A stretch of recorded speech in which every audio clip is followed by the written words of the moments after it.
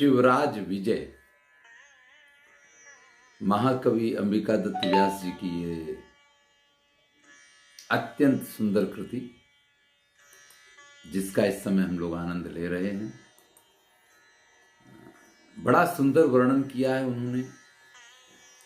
कल तक हमने देखा कि उन्होंने वर्णन किया था कि मोहम्मद गजनी ने आकर के किस प्रकार से 12 बार भारतवर्ष को लूटा और यहाँ के मंदिरों को तोड़ा। इसमें सोमनाथ मंदिर का उन्होंने उल्लेख किया। चलिए आगे का वर्णन देखते हैं। अथ कालक्रमेण सप्ताशीत्युत्तर सहस्रतमे, ये देखिए भाषा का कैसे परिवर्तन होता है। सप्ताशीत्युत्तर, इस तरीके के उल्लेख ये अंबिका दत्त जी के समय तक आने लग गए। उससे पहले ऐसे नहीं लिखा जाता था है? तो भाषा में कैसे परिवर्तन आते हैं। आप जो भाषा की बात कर रहे हैं ऐसी चीज़ों पे ध्यान दे सकते हैं। ये कुछ इस प्रकार के अध्ययन भी हो सकते हैं कि साहित्य में किस प्रकार से भाषा में परिवर्तन आए हैं। तो आपके दोनों विषय हो सकते हैं, साहित्य भी हो सकता है, भाषा भी हो सकता है। और ख़ास करके आप 2 गद्य काव्यों को लेकर के भी कर सकते हैं कि आप एक दश कुमार चरित को ले लें, वहाँ पे संख्याएं किस प्रकार से आया करती थी। अंबिका दत्त व्यास जी संख्याओं को किस प्रकार से लेते हैं या कितना भाषा में परिवर्तन आया है, इसको लेकर के अच्छा काम हो सकता है। ठीक है, आप इस चीज़ पे ध्यान दीजिएगा।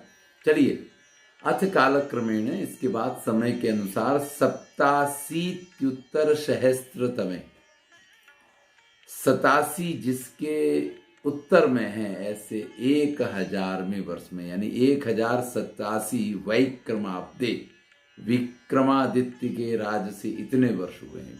विक्रम संवत इसका अर्थ हुआ। सशोकम सकष्टम चा प्राणान त्यक्तवती महामदे, जो मोहम्मद गजनी था उसने सशोकम अत्यंत दुखित होकर, सकष्टम अत्यंत कष्ट के साथ, प्राणांश त्यक्तवती अपने प्राणों का परित्याग किया। अब ये आप देखिए, इतिहास आपको इस चीज की गवाही देगा। इतिहास आपको ये बात बताएगा कि जो भी इस प्रकार के लोग हुए हैं, आतताई हुए हैं, अत्याचारी हुए हैं, उनकी मृत्यु बड़ी शांति से नहीं हुआ करती है। उनको बड़े कष्ट के साथ ही मृत्यु का सामना करना पड़ा है। जब तक जिए तब तक उन्होंने, चाहे वो हिटलर हो चाहे जो हो, उन्होंने जब तक जिए तब तक जो कुछ किया हो, जैसे किया हो, लेकिन इनकी सबकी मृत्यु बड़ी भयानक रही है।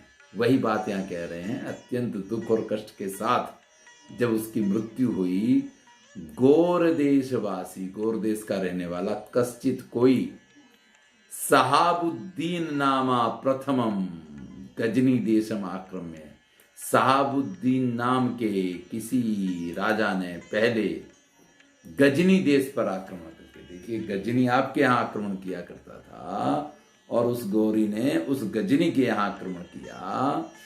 महामद कुलम धर्मराज लोकाध्वन अध्वनीनम विधाय,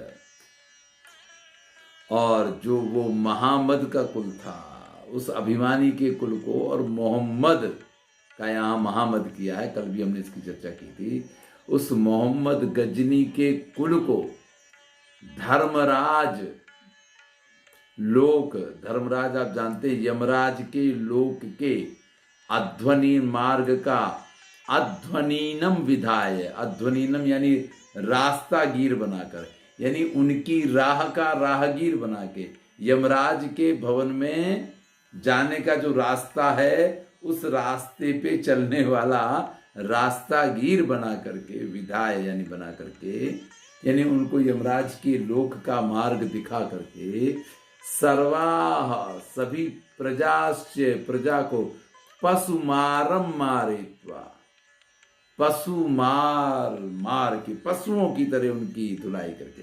अब देखिए ये भाषा का ही परिवर्तन है। आप 2 काव्यों को रख सकते हैं, आप कहीं भी पुराने उसमें पशुमारम मारित्वा इस प्रकार के प्रयोग नहीं देखेंगे। ये अंबिका दत्त व्यास जी के इसमें दिखाई देंगे। तो अगर भाषा को लेकर अध्ययन करना है तो ये एक बहुत सटीक विषय आपको मिल सकता है अगर दोनों पे विचार करेंगे। वैसे भी शायद आपने कभी शिवराज विजय पे अपनी अभिलाषा व्यक्त की थी कि मैं इस विषय को लेकर के काम कर सकता हूँ क्या, तो शिवराज विजय भी आपका आ जाएगा और जो भाषा की बात वो कर रहे हैं भाषा की बात भी हो जाएगी, दोनों चीजें हो जाएंगी।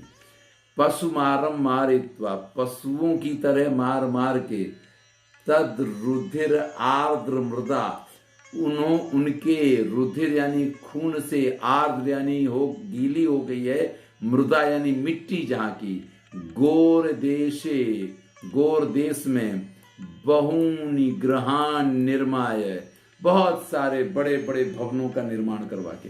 ये गौर देश का निवासी था जिसको आप मोहम्मद गौरी के नाम से जानते हैं, उसी की बात है। गौर देश का निवासी, इसने गौर देश में बड़े विशाल विशाल भवन बनवाए। चतुरंगिण्या अनिकिन्या भारतवर्षम प्रविश्य, चतुरंगिणी सेना लेकर के ये भारतवर्ष में प्रवेश करता है।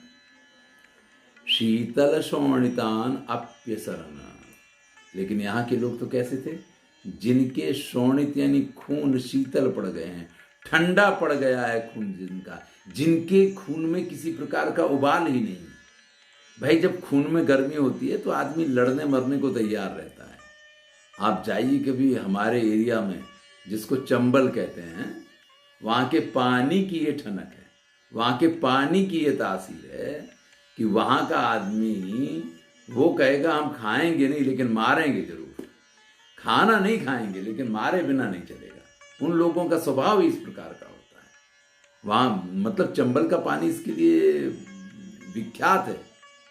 फूलन देवी जैसे डाकू, ये जितने डाकू हुए हैं उसी एरिया के हुए हैं, और क्यों हुए, इसी कारण से हुए हैं कि उनसे कोई कुछ कह दे तो बर्दाश्त तो है ही नहीं, खाना नहीं मिलेगा चलेगा लेकिन मारना तो पड़ेगा, बदला तो लेना पड़ेगा।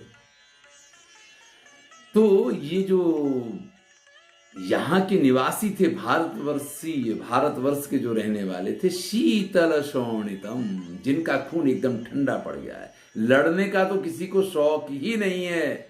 अप्यशरन, अब ऐसे जब किसी को लड़ने का ही शौक नहीं है तो कोई भी आपके ऊपर आक्रमण करेगा, आप क्या करेंगे, आप चुप जाएंगे, आप हट जाएंगे, उसके लिए मार्ग दे देंगे। इस प्रकार से 50 उत्तर 12 मिते अब्दे, 50 जिसके उत्तर में हैं ऐसे 12 मिते बसे, यानी 1250 में 1250 में दिल्लीम अस्वयाम बभूव, दिल्ली पे उसने आक्रमण कर दिया। अस्वयाम बभूव का अर्थ है घोड़ियों की सेना से दिल्ली को चारों तरफ से घेर दिया, बहुत सारे घुड़सवारों के साथ आया, दिल्ली को चारों ओर से उसने घेर लिया है। ततो दिल्लीश्वरम पृथ्वीराजम कान्यकुब्जेश्वरम जयचंद्रम, इसके बाद की घटना का वर्णन करते हैं कि दिल्लीश्वर जो पृथ्वीराज थे और कान्यकुब्जेश्वर जो जयचंद्र थे, पारस्परिक विरोध ज्वरग्रस्तम, एक दूसरे के प्रति विरोध के ज्वर से ग्रस्त थे। इनको बुखार तो चढ़ा था, लेकिन बुखार किस चीज का था, एक दूसरे के साथ शत्रुता का। विस्मृत्य राजनीति, जो राजनीति को भूल गए। भाई राजनीति क्या है, हमेशा दो पड़ोसी जो हैं, राजाओं के मामले में चाणक्य ये कहते हैं कि पड़ोसी हमेशा शत्रु होता है, लेकिन पड़ोसी का पड़ोसी जो है वो मित्र होता है। यानी दूसरा राज्य शत्रु है और तीसरा राज्य मित्र है, इस प्रकार से चाणक्य ने लिखा है। लेकिन अगर कोई विदर्भी, अगर कोई बहुत बड़ी सेना लेकर के इस प्रकार से आक्रमण करे, तो ऐसी स्थिति में पहले दूसरे तीसरे कुछ नहीं होते, सब एक होना चाहिए सबको। लेकिन इस राजनीति का तो उन्हें ज्ञान ही नहीं था। विस्मृत्य राजनीति, राजनीति को जो भूल गए हैं। भारतवर्ष दुर्भाग्याय, भारतवर्ष के दुर्भाग्य के लिए आकलैया नाया सेना भावपि विशस्य, कोई प्रयत्न ही नहीं करना पड़ा। क्या कह रहे हैं कि गौरी को कोई प्रयत्न ही नहीं करना पड़ा, क्योंकि ये दोनों आपसी लड़ाई में इस प्रकार से डूबे हुए थे कि बस हम उसको नीचा दिखा दें या वो कहें कि हम उसको नीचा दिखा दें। वैसे हम जानते हैं इस कथा के बारे में कि जयचंद्र ने गौरी का साथ दिया, इसलिए पृथ्वीराज को पराजित कर दिया गया। नहीं तो पृथ्वीराज को पराजित करना इतना सरल नहीं था। लेकिन ये सारी चीजें जो कही गई हैं, जब जयचंद्र गौरी से मिलने गए उस समय भी पृथ्वीराज भी तो जयचंद्र को कि चलो भाई हम आपसी वैमनस्य को भूल के और एक दूसरे का साथ कर लें, ऐसा हो सकता था ना। लेकिन हम अपनी जिद नहीं छोड़ेंगे, वो कहते हैं हम अपनी जिद नहीं छोड़ेंगे। और इसके चक्कर में अनायासे ने किसी भी प्रकार का प्रयत्न किए बिना ही उभावपि उन दोनों को विशस्य उसने समाप्त कर दिया, दोनों को मार। ऐसा नहीं, देखिए ये मित्र नहीं हुआ करते हैं। जयचंद्र की मदद से मारा गया किसको? पृथ्वीराज को। फिर जयचंद्र को क्या छोड़ दिया जाएगा? जयचंद्र को भी मार दिया गया। वाराणसी पर्यंतम, और इस प्रकार से बनारस तक के अखंड मंडलम अकंटकम अकीट किट्टम, भाषा तो बहुत अच्छी है ये और सरल भाषा है। तत्कालीन हिंदी भाषा का पूरा पूरा प्रभाव है। हिंदी का सांस्कृतिक स्वरूप यहां देखने को मिलता है, आप ऐसा कह सकते हैं। तो वाराणसी पर्यंत तक अखंड यानी समस्त, मंडल यानी जो भी भूभाग था, कंटकम अकंटकम, अब इसमें कोई उनका शत्रु नहीं था, कोई उनका सामना करने वाला नहीं था। कीट अकीटा किट्टम, जहां पे कभी किसी भी प्रकार की कोई दुर्व्यवस्थाएं नहीं हुआ करती थी, जहां कहीं किसी प्रकार की गंदगी नहीं हुआ करती। ये प्रदेश हमेशा से श्रेष्ठ रहा है, जिसको हम कहते हैं कि गंगा यमुनी संस्कृति सभ्यता। ऐसे गंगा यमुना के मध्य का जो भाग है ना, ये पूरा भूभाग अत्यंत समृद्ध, अत्यंत संस्कृति से परिपूर्ण रहा है। इसलिए उसको कैसा कहा है? महारत्नम इव महाराज्यम, जो महान रत्न स्वरूप, ऐसा ये महाराज्य अंगीचकार है। इस महान राज्य का वो स्वामी हो गया। तो दिल्ली को उसने घेरा, दिल्ली से लेके कान्यकुब्ज यानी कन्नौज और कन्नौज के बाद वाराणसी तक, जहां एक भी कोई उसका सामना करने वाला नहीं है, ऐसे निष्कंटक राज्य को अकीटम, जिसमें किसी भी प्रकार के कोई जीव जंतु या किट्टम कहते हैं मल को, गंदगी ना हो।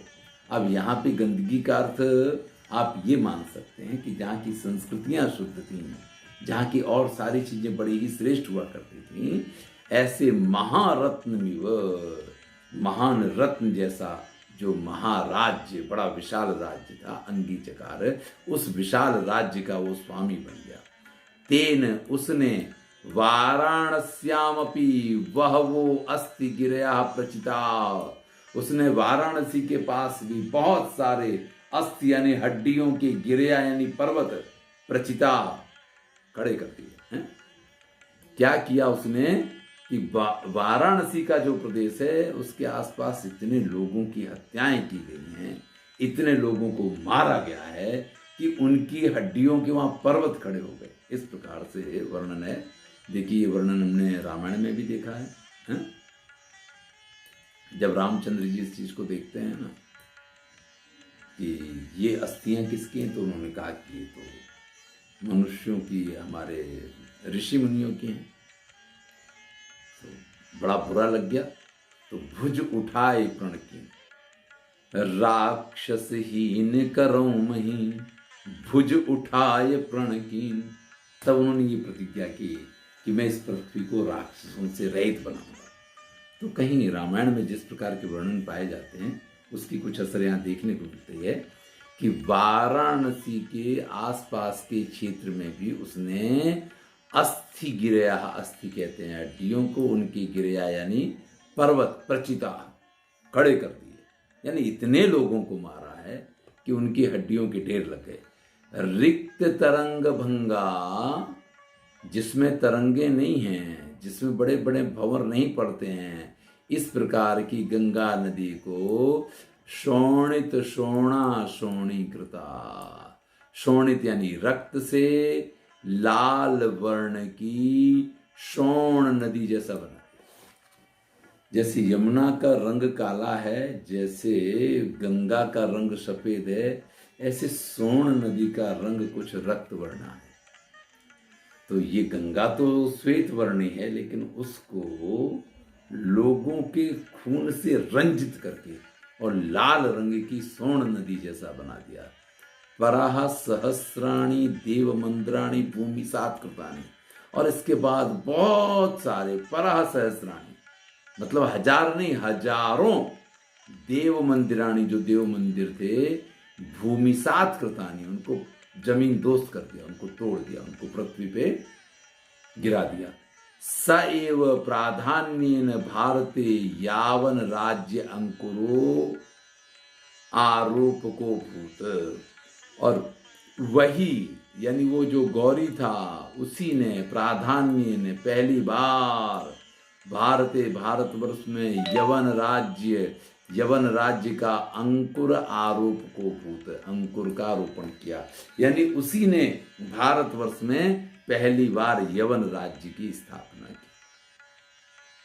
अब आप कल्पना कीजिए कि कहाँ इतना बड़ा भारत देश, और एक चतुरंगिणी सेना लेकर के एक यवन आता है, और उसने हमारी कमजोरियों का कैसा लाभ उठाया कि उसने पूरे भूभाग को इस प्रकार से अपने कब्जे में कर लिया, और यहां का अधिपति भी बन गया, राजा भी बन गया। भाई, जितनी उसकी सेना में लोग होंगे ना, जितनी बड़ी सेना वो लेके आया होगा, भारतवर्ष में अगर गिनती करो तो उससे ज्यादा तो राज्य थे, उससे ज्यादा तो राज्य थे जितने उसकी सेना में सैनिक होंगे। अगर एक एक राज्य का एक एक व्यक्ति भी लड़ता ना, तो भी शायद उस सेना को पराजित कर सकते थे, लेकिन हम ऐसा नहीं कर पाए। तस्यैव च कश्चित्, उसी के, कश्चित यानी किसी, क्रीत दासा खरीदे हुए दास, कुतुबुद्दीन, जिसका नाम कुतुबुद्दीन था, नामा नाम वाले को प्रथम भारत सम्राट समझाता, वही भारत का पहला राजा बना, सम्राट बना। इतिहास में हमने कुतुबुद्दीन ऐबक पढ़ा है, दिल्ली में अभी भी उनकी बनाई हुई कुतुब मीनार को हम जानते हैं। तो यहीं से भारतवर्ष में इस पूरे उसका प्रारंभ हुआ है, विक्रम संवत 2050 में। चलिए, जितनी कथा को हमने देखा फिर से देख लेते हैं। मोहम्मद गौरी ने भारतवर्ष पे आक्रमण किया। यहाँ पृथ्वीराज चौहान और जयचंद जैसे लोग, जो राजनीति को तो समझते ही नहीं थे, हैं, एक दूसरे के खून के प्यासे दुश्मन बने हुए, एक दूसरे के शत्रु बने हुए, इसलिए मोहम्मद गौरी को जरा सी भी मेहनत नहीं करनी पड़ी, और अनायास ही उसने न सिर्फ दिल्ली को जीता, उसने कन्नौज को भी जीता, उसने पृथ्वीराज चौहान को भी मारा, उसने जयचंद को भी मारा, और ऐसे ही वो बनारस तक पहुंच गया है। वाराणसी तक जो भी कोई राज्य थे छोटे बड़े, निष्कंटक हो गए हैं, कोई बीच में उसका विद्रोह करने के लिए तैयार नहीं है, और इतने लोगों को मारा है कि हड्डियों के ढेर लग गए। ये बड़ा अच्छा लगता है आजकल जब हम देखते हैं ना कि विरोध किन चीज़ों के लिए किए जा रहे हैं, या लोग लड़ किन चीज़ों के लिए रहे हैं। आज हम मानवीय अधिकारों के लिए जो लड़ने की बात करते हैं ना, क्योंकि हम इस स्थिति में हैं कि आज हम मानव अधिकार के लिए लड़ सकते हैं। नहीं तो स्थितियां कैसी होती थी कि व्यक्ति के पास लड़ने के लिए तो शक्ति ही नहीं थी, वो उसकी कल्पना भी नहीं कर सकता था। इस स्थिति में यहाँ पहुंचा दिया है। और फिर देखिए आनंद की बात क्या है कि वो जो गौरी था, उसने भारतवर्ष में यवन राज्य का अंकुर का आरोपण किया, और वो तो राजा नहीं बना, लेकिन उसके द्वारा खरीदा गया जो उसका एक सेवक है कृतदासा कुतुबुद्दीन नाम का, वो इस भारत का पहला सम्राट बना। तमारभ्या अद्यावधि, तब से शुरू करके आज तक, अद्यावधि यानी आज तक, राक्षसा एव राज्यम अकारसु, राक्षस ही यहाँ पे राज्य कर रहे हैं। दानवा एवचा दीनान दीदलन, और दानव जो हैं वही दीन लोगों को दलते रहते हैं। दीन लोगों को दीदलन का अर्थ है कि बार बार उनको, जैसे नहीं ओखली होती है उसमें धान वान पड़ा हुआ है, तो उसको एक मूसर मारा तो मूसर मारने से वो धान चारों तरफ फैलता है, तो दूसरे हाथ से फिर समेट को वहीं इकट्ठा किया जाता और फिर एक दिया जाता, फिर समेटते हैं और फिर मारते हैं। तो जैसे उसके अंदर समेट समेट के और अच्छी तरीके से उसको कूटा जाता है ना, ऐसे ही यहाँ के दीन लोगों को वो हमेशा कूटते रहते। अभूत केवलम, हुआ एकमात्र अकबर शाह नामा, एक इन सारे यवन राजाओं में एक अकबर शाह नाम का राजा हुआ। यद्यपि गूढ़ शत्रु भारतवर्ष से, वो भारतवर्ष का गूढ़ शत्रु था, तथापि शांति प्रियो विद्वत प्रियस्य, फिर भी वो शांति प्रिय और विद्वानों के लिए यानी विद्वानों को प्रेम करने वाला था। यानी अकबर की थोड़ी प्रशंसा की है, लेकिन जो बात यहाँ पे कही है कि भारतवर्ष का गूढ़ शत्रु था, ये बड़ी महत्वपूर्ण बात है। देखिए, ये संस्कृति अकबर ने ही प्रारंभ की, उसी ने दीने इलाही धर्म जो चालू किया, उस धर्म के कारण ही ये हुआ कि हिंदू भी उस धर्म को मान सकते हैं और मुसलमान भी उस धर्म को मान सकते हैं। और आज आप जितनी मजारें देखते हैं, जहाँ जहाँ पे इस प्रकार की उर्स भरते हैं, जितने मुसलमान जाते हैं उतने हिंदू भी वहाँ इकट्ठे होते हैं, दरगाहें होती हैं, मजारें होती हैं पीर लोगों की। ये उसी काल से प्रारंभ हुआ, ये सब चीज़ें, ये उसी काल की देन है। और ये एक इस प्रकार की संस्कृति का प्रारंभ किया गया कि दोनों लोग एक धर्म में जुड़ पाएं, एक जगह पे एकत्रित हो पाएं। अब इसने हमारी संस्कृति पे बहुत बड़ा असर किया, इसलिए उसको गुप्त शत्रु कह रहे हैं यहाँ पे कि गूढ़ शत्रु है। देखिए, जब आपके देश पे आक्रमण हो तो उससे बचना एक बात होता है, लेकिन जब आपकी संस्कृति पे आक्रमण हो जाता है ना, फिर उससे बचना बड़ा कठिन होता है। और ये संस्कृति पे आक्रमण हुआ, ये जो कन्वर्जन हुए, ये जितनी चीजें हुई हैं, इन सब के पीछे ये अकबर की ही प्लानिंग ने काम किया है। उसने ही इस प्रकार की स्थितियां खड़ी की कि भैया आप उसमें जाइए, आप वहाँ का आनंद लीजिए, आप वहाँ का खाना खाइए, आप वहाँ के माहौल को देखिए, और फिर वो सब आपको अच्छा लगे तो आप उसमें जुड़िए। जुड़ते जुड़ते यहाँ बहन बेटियों के संबंध भी किए गए हैं, जैसे जोधाबाई के साथ उसने विवाह किया था। तो ये सारी चीज़ें जो शुरू हुई, वो संस्कृति का आदान प्रदान नहीं था, वो था सिर्फ और सिर्फ कन्वर्जन का माध्यम।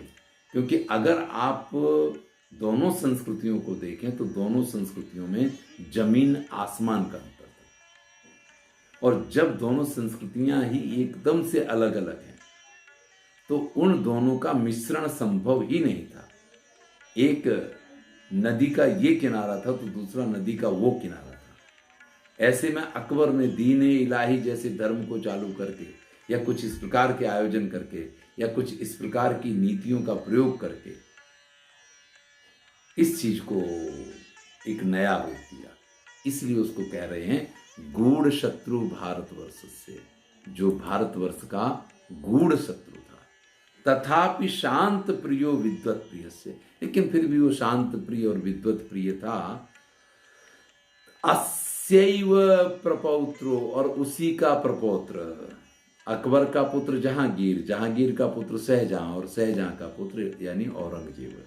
तो अस्यैव प्रपौत्रो, उसी गूढ़ शत्रु का जो प्रपौत्र था, मूर्तिमदिव कलयुगम, जैसे मूर्तिमान कलयुग हो ग्रहीत विग्रह च अधर्म, जैसे अधर्म ने ही साक्षात उसका स्वरूप धारण कर लिया हो। आलमगीरोपाधिधारी, आलमगीर की उपाधि जिसने धारण की। अवरंग जीवहा, औरंगजेब जो है, संप्रति यानी इस समय, दिल्ली बल्लभताम कलंकयति, दिल्ली का राजा बन के दिल्ली को कलंकित कर रहा है। तो भैया फिर से देख लें जरा इस पूरे वर्णन को कि उस कुतुबुद्दीन जो भारत का पहला सम्राट बना, जो गौरी का गुलाम था, तब से शुरू होके यहाँ पे इन्हीं लोगों का राज्य चला आ रहा है। इन लोगों में एक अकबर नाम का ऐसा व्यक्ति हुआ जो थोड़ा सा शांति प्रिय था, विद्वानों का प्रेम करने वाला था, लेकिन वास्तव में वो भारत का गूढ़ शत्रु था। इसका उल्लेख किया है और फिर कहते हैं कि उसी का प्रपौत्र है जो साक्षात कलयुग की तरह, या अधर्म ने स्वयं उसका रूप धारण करके जन्म लिया हो इस प्रकार से, जिसने आलमगीर की उपाधि प्राप्त की है और औरंगजेब के नाम से जो विख्यात है। संप्रति यानी इस समय दिल्ली वल्लभताम कलंकयति, दिल्ली का स्वामी बन के उसको कलंकित कर रहा है। अश्यैव पताका, इसी की पताका, केकयेषु, केकई कहते हैं पंजाब का जो प्रदेश है उसको केकई प्रदेश कहते हैं। मत्स्येषु, जिसको आप राजपूताना कहते हैं, राजस्थान कहते हैं, वो आता है, मत्स्य देश उसको कहते हैं। मगधेषु, बिहार को मगध कहते हैं। अंगेषु यानी पूर्वी बिहार। बंगेषु यानी बंगाल।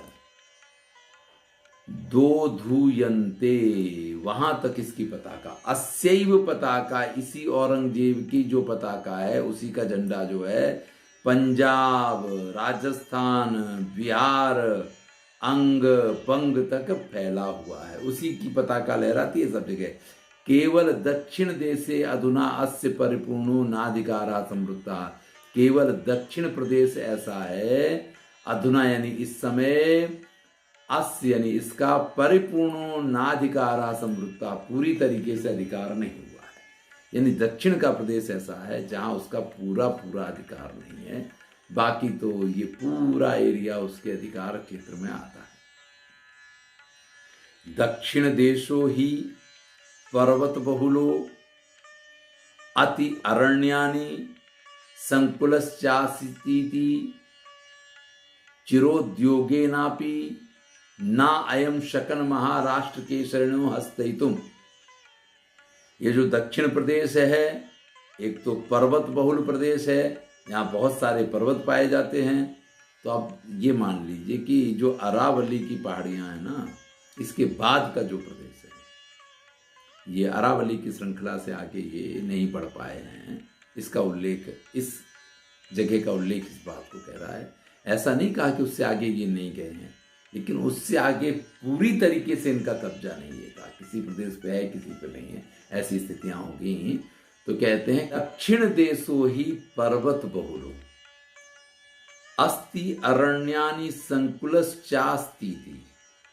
ये जो दक्षिण प्रदेश है, वहां उसका संपूर्ण आधिपत्य नहीं है, हम पीछे देख चुके हैं, क्योंकि ये पर्वतीय प्रदेश है और बहुत सारे सघन जंगल हैं। यहाँ चिरोद्योगे नापी, बड़ा प्रयास करके भी, ना अयम शकन, ये कर नहीं सका। शकन देखिए, अब शकने के लिए ना कर तुम शकनोती, तो अब देखिए किस प्रकार से उनके किन रूपों का प्रयोग किया है। ऐसा सामान्यतः संस्कृत के गद्य में नहीं पाया जाता है, ये सिर्फ यही पाया जा रहा है, क्योंकि हमने बहुत कादंबरी को पढ़ा है, हमने बहुत दशकुमार चरित को पढ़ा है, लेकिन इस प्रकार के तो ना नहीं अयम यानी ये अशकन महाराष्ट्र के शरणों हस्ते तुम, महाराष्ट्र के केशरणों यानी सिंहों को हस्तगत नहीं कर पाया। बड़े प्रयास किए इसने, ऐसा नहीं कि प्रयास नहीं किए, प्रयास तो बहुत किए, लेकिन ये पर्वतीय प्रदेश, बहुत सारे जंगल, और जैसा कि आप जानते हैं छत्रपति शिवाजी जो थे, उनकी छापेमार युद्ध की जो पद्धति थी, वो पद्धति के कारण कभी भी इन मराठाओं के आगे ये मुसलमानों का वर्चस्व चला नहीं, इस बात को कह रहे हैं। सांप्रतम इस समय अस्यैवा आत्मीयो दक्षिण देश शासकत्वेन शाइस्ता खान नामा, उसी का आत्मीय यानी अपना स्वजन है। किसका? उसी औरंगजेब का अपना स्वजन है। आत्मीयो दक्षिण देश, इस दक्षिण देश का शासकत्वेन शासक बना के शाइस्ता खान नामा, शाइस्ता खान नाम के व्यक्ति को प्रेषित इति श्रूयते, भेजा गया है ऐसा हमने सुना है। वो ऋषि कह रहे हैं कि भाई इस समय उसी औरंगजेब का राज्य चल रहा है और उस औरंगजेब ने दक्षिण प्रदेश पे कभी कब्जा नहीं कर पाया अच्छी तरीके से, क्योंकि पर्वतीय प्रदेश है, यहाँ बहुत सारे वन हैं, जंगल हैं, और ऐसे में उस जंगल में रहने वाले जो मराठा केसरी हैं, महाराष्ट्र केसरिणों, उनको हस्तयितुम ना शकन, उनको अपने बस में वो नहीं कर पाया है। सांप्रतम इस समय अस्यैव आत्मीयो, उसी का जो सगा संबंधी है, शाइस्ता खान जिसका नाम है, उसको दक्षिण देश शासकत्व ने दक्षिण देश का शासक बना करके प्रेषित भेजा गया है, श्रुति ऐसा सुना है। महाराष्ट्र देश रत्नम, महाराष्ट्र देश के रत्न स्वरूप यवन शोणित पिपासा कुल कृपाणा, यवन लोगों के रक्त की प्यास से व्याकुल है, कृपाण जिनकी, कृपाण यानी तलवार, और आकुल यानी व्याकुल है, पिपासा यानी प्यास से, किसके प्यास से? यवन शोणित, यवनों के, शोणित यानी रक्त की, पिपासा यानी प्यास से, आकुल है यानी व्याकुल है, कृपाणा तलवार जिनकी, वीरता सीमंतिनी, सीमंत सुंदर सांद्र सिंदूर दान दे दीप्यमान। बड़ा मतलब शब्द भी ऐसे हैं और आयोजन भी ऐसा है। वीरता, सीमंतीनी, सीमंत, वीरता के द्वारा जिसकी मांग को, सीमंतोन्नयन संस्कार होता है ना, तो ये जो मांग होती है जिसमें सिंदूर भरा जाता है उसकी बात कर रहे हैं। सुंदर सांद्र सिंदूर, सुंदर और लाल रंग के सिंदूर का दान, उसका दान करके, सिंदूर दान करके, दे दीप्यमान दोर्दंडा, यानी भारत देश का बाकी भूभाग तो कैसा हो गया, वो तो विधवा हो गया है, उसके तो राजा लोग मर गए, लेकिन ये महाराष्ट्र का जो भूभाग है, महाराष्ट्र देश के रत्न हैं, जिनकी तलवार यवनों की शोणित की प्यास से व्याकुल है, और वीरता से जो इस राष्ट्र रूपी नायिका मान लीजिए, तो उसकी मांग में सुंदर सिंदूर का दान करना चाहते हैं। इस प्रकार से नहीं, दान करते रहते हैं, दे दीप्यमाना, जो चमक रहा है दोर्दंडा है, इस प्रकार का ये प्रदेश है। मुकुटमणि महाराष्ट्राणाम, महाराष्ट्र की मुकुट की मणि जो है, भूषणम भटानाम, भट कहते हैं सैनिकों में जो आभूषण स्वरूप हैं, यानी सैनिकों में जो श्रेष्ठ हैं। निधिर नीति नाम, नीतियों के जो भंडार हैं, निधि यानी भंडार, नीति नाम, भाई अगर आपको सफलताएं चाहिए तो आपकी नीतियां परफेक्ट होनी चाहिए। बहुत सारी चीजें ऐसी होती हैं कि आप चाहते तो हैं लेकिन सफलताएं नहीं मिलती हैं, क्योंकि आपकी नीतियां कच्ची पड़ जाती हैं।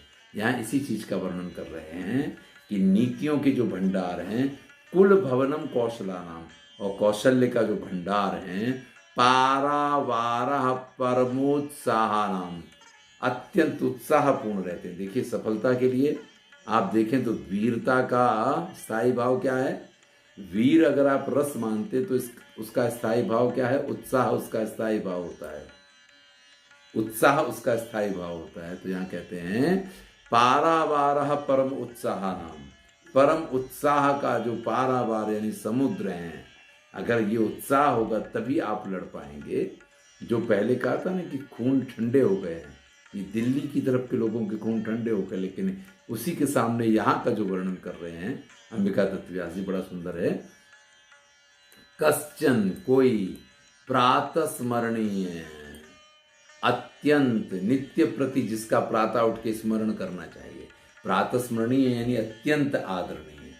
आप नित्य प्रति प्रातः काल उठ के किसका स्मरण करेंगे? जो आपके लिए अत्यंत आदरणीय होगा। इस प्रकार के स्वधर्म आग्रह ग्रह ग्रहिला, अपने धर्म की रक्षा, अपने धर्म के पालन के लिए जो हमेशा आग्रह रखते हैं, इस प्रकार के शिव इव धृतावतारा, साक्षात शिव ने जैसे कि अवतार धारण किया हो, शिववीर चास्मिन पुण्य नगरो निदीयस्येव सिंह दुर्गे, जैसे शिव के साक्षात अवतार हो, उन्होंने अवतार धारण किया हो शिववीर नाम के, अस्मिन यानी इस पुण्य, पुण्य कहते हैं पुणे नगरी को, तो पुण्य नगर यानी पूना नाम की नगरी के नेदीय से पास में आए हुए सिंह दुर्गे, सिंह दुर्ग नाम के स्थान पे सेना के साथ निवास करते हैं। अब देखिएगा कि इस वर्णन में जहां आप ऊपर ध्यान दें थोड़ा सा, तो कहते हैं कश्चित प्रातः स्मरणीय, कश्चन प्रातः स्मरणीय, कोई। अब ये जब कोई शब्द का प्रयोग किया है ना, देखिए अगर प्रातः स्मरणीय है तो वो कश्चन नहीं हो सकता है, और कश्चन है तो वो प्रातः स्मरणीय नहीं हो सकता है। ये एक विरोधाभासी जो प्रयोग किया है, इस प्रयोग का कारण आपको आगे दिखाई देगा। तो वर्णन करते हैं कि अपनी सेना के साथ रहता है। विजयपुराधीश्वरेण सांप्रतम अस्य प्रवृद्धम वैर्यम, जो विजयपुर है आज, जिसको हम बीजापुर के नाम से जानते हैं शायद, वहां का जो राजा है उसके साथ सांप्रतम इस समय अस्य प्रवृद्धम वैरम, उसकी बहुत शत्रुता है। कार्यम वा साधेयम देहम वा पातेयम, ये बड़ी ही महत्वपूर्ण पंक्ति है, और ये पंक्ति जो है बहुत प्रयोग में आई है इसके बाद। कार्यम वा साधेयम देहम वा पातेयम, या तो कार्य को सिद्ध करेंगे, नहीं तो अपने प्राणों को दे देंगे। देहम वा पातेयम यानी अपने शरीर को, पातेयम समाप्त कर देंगे। या तो कार्य पूर्ण होगा या हम अपना बलिदान दे देंगे। इत्यस्य सार गर्भा महती प्रतिज्ञा, ये उनकी सार गर्भ और बड़ी ही महती महान प्रतिज्ञा है। सतीनाम, जो सती स्त्रियां हैं, सताम जो सज्जन लोग हैं, त्रिवर्णिकस्यार्य कुलस्य, तीनों वर्ण के इस आर्य कुल के, धर्मस्य भारतवर्षस्य, और भारतवर्ष के, चा आशा जो आशा स्वरूप हैं, संतान वितानस्याएव मेवाश्रया, और जो होने वाली संतान और आगे की जो परंपराएं हैं उसके लिए जो आश्रय स्वरूप हैं। इयमेव वर्तमाना दशा भारतवर्षस्य, अब भैया ऐसी है इस भारतवर्ष की इस समय दशा। किम अधिकम विनिवेदयामो, अब ज्यादा आपसे क्या कहूं, योग बलात् अवगत सकल, आप तो अपने योग की शक्ति से सभी बातों को जानते हैं। गोप्यतमम वृत्तांतेषु, जो छुपे से छुपे वृत्तांत हैं उनको भी आप अपनी योग शक्ति से जान सकते हैं। इत कथयित्वा वीर राम, ये कह करके वो जो ब्रह्मचारियों के गुरु थे वो चुप हो जाते हैं। चलिए आज हम इसको यहाँ पूर्ण करेंगे।